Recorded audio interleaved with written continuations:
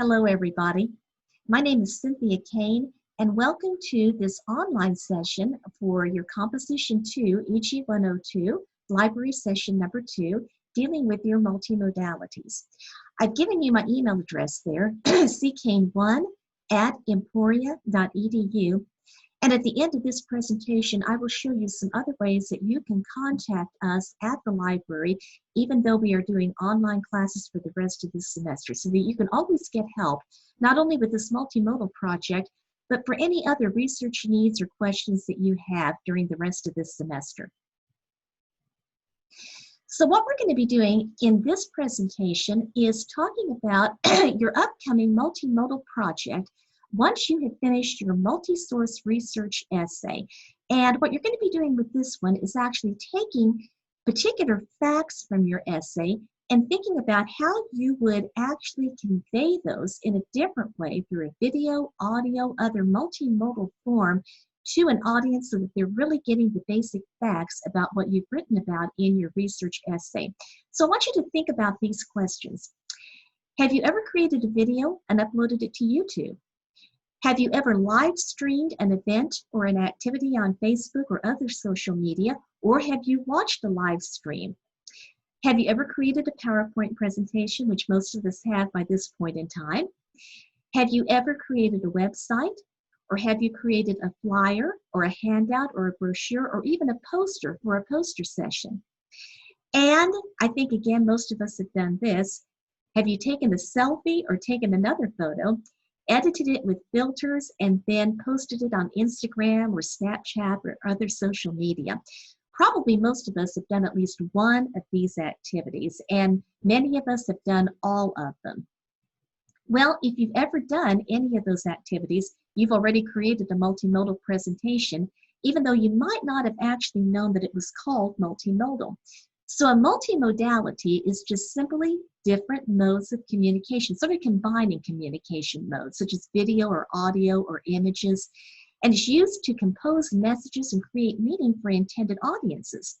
But it can also refer to the medium of the text. So a website is a multimodality. An infographic is a multimodality.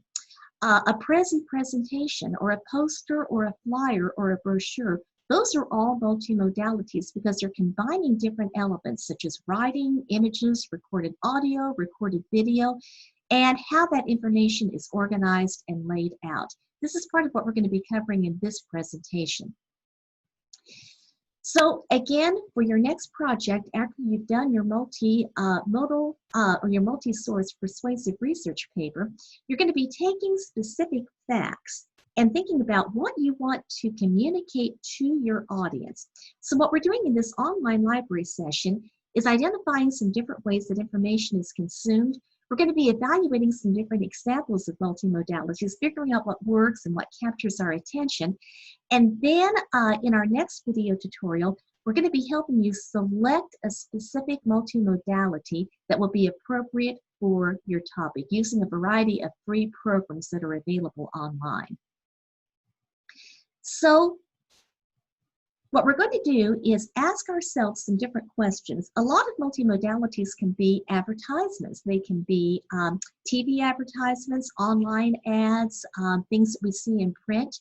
And we're going to be thinking about these questions on who's being advertised, what's being advertised, what draws your attention first, what do you learn about a particular product, what are they communicating, what feelings do you get when you see different graphics or different videos or images on display, what colors actually capture your attention, what sounds capture your attention, and ultimately, is this really effective for communicating or advertising what it is that they want to do?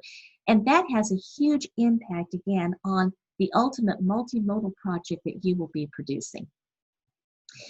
So I have two links here to YouTube videos. I'm going to be sending these links to your instructors as well for them to share or to embed on their Canvas courses. And I'd like for you to take a few seconds when you're doing this activity to look at these two commercials.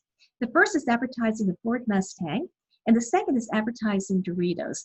Particularly with the Ford Mustang commercial, when you look at that one, I want you to think about What's moving really fast? Obviously, the car will be moving very fast. There's a lot of music, fast-moving music going on in the background, a lot of images that go by very, very quickly, almost subliminal. And think about the feelings that you have when you watch the Ford Mustang commercial. Does it make you want to go out and buy a Mustang? Does it make you feel like that somehow you would be more accepted, or it's more socially acceptable to have a Mustang than other type of car that might not be quite as cool? Do the same thing with the Doritos commercial. This is a really humorous one that basically, again, attracts us to buying Doritos, but think about what's happening in a humorous way that would kind of make you think, well, maybe I would like a bag of Doritos. Is it making you hungry, for example? So think about the images, think about the sounds when you watch these two commercials on your own. So let's spend some time looking at this one. I love this advertisement. What captures your attention first? Well, if it's near lunchtime or dinner time, it might evoke some feelings of hunger, which is obviously what it wants to do. Look at the hamburger. Look at the background, the red background. Look at the word that pops out first. Is the word that pops out first the word awesome? It probably is. Think about the colors that are being used in this text, and in particular, look at the way that hamburger is portrayed. This is a very visual graphic. I don't know about you all. I've actually never seen a fast food hamburger that really looked like that in reality, although it would be nice if it did. But it looks pretty appetizing with the cheese and the meat, the fresh lettuce, onions, tomato. Even the bun looks really good. What fast food place is advertising this? Do you see it named anywhere? No, you don't. It's actually McDonald's. Now, what's happening is that the advertiser, McDonald's, is sort of relying upon the fact that we might identify the red, we might identify the yellow and the white. Again, think about the colors that are being used, that we would associate maybe with some colors that we see in other McDonald's advertisements. So they don't even have to name the fact that it's McDonald's. It's just saying, this is an awesome Angus third pounder. Is this effective for you? Did it get across the facts that the advertisement wants to use, which would be that we want you to go out and buy an Angus third pounder? This has a huge impact, again, on what you're going to be doing for a multimodality. Think of images. I also really like this one. The Old Spice commercials, I think, are very, very clever. So we have the word Old Spice toward the bottom of this ad, and it says, become one of the freshest smelling places on earth. Look at this guy. Look at the expression on his face. And look at all of the potentially dangerous activities that are going on. Somebody's capturing a shark, it looks like. Looks like there might be a shipwreck, or I don't know what's going on his other shoulder. We have somebody else spread out on a beach towel. It looks like there's a monkey down there, maybe with a coconut. Just lots of different things going on here. The volcano exploding from the guy's head. But notice that the word Old Spice, those are actually in rather tiny print. And it looks like he's holding Old Spice deodorant and body wash. But again, that really isn't that prominent. What is really most prominent to you? Think about this. Look at the colors in the background. Look at the clouds in the sky.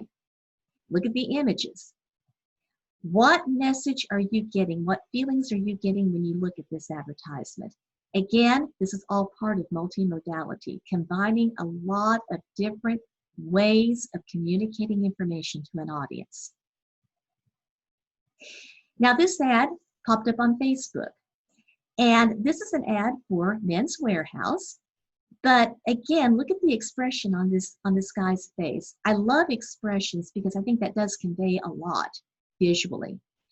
We see that we have complete tux rental packages starting at $99.99.